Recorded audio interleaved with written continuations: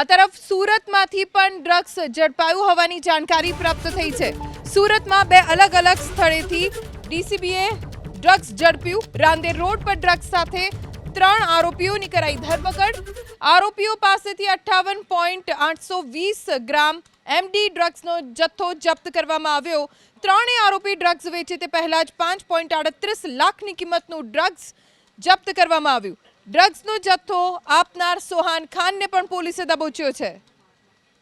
બાતમી આધારે police inspector SN Parmar તથા એમની ટીમ દ્વારા સુરત રાંદેર રોડ ઉપર અમર ચિલ્ડ્રન હોસ્પિટલ પાસે આ બંનેને એક બાઇક ઉપરથી બગમેન બાઇક ઉપરથી પકડવામાં આવ્યા અને આ બાઇક ઉપરથી પકડવામાં આવ્યા અને એમની અંગઝડતી કરતાં એમાંથી 53 ગ્રામ જેટલું એમડી ડ્રગ્સ મળી આવ્યું હતું, જેની કિંમત 5,38,000 જેટલી થાય છે।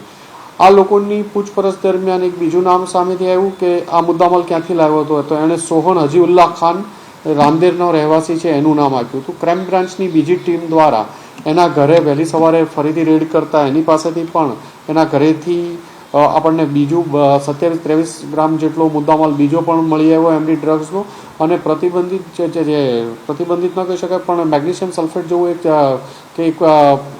એસેટિક વસ્તુ ત્યાં એમના ઘરેથી શંકાસ્પદ પદાર્થ મળી આવ્યો છે, જે 1400 ગ્રામ જેટલો છે અને એ આની સાથે મિક્સ કરતો હતો એવું એમનું પ્રાથમિક દ્રષ્ટિએ કહેવું છે।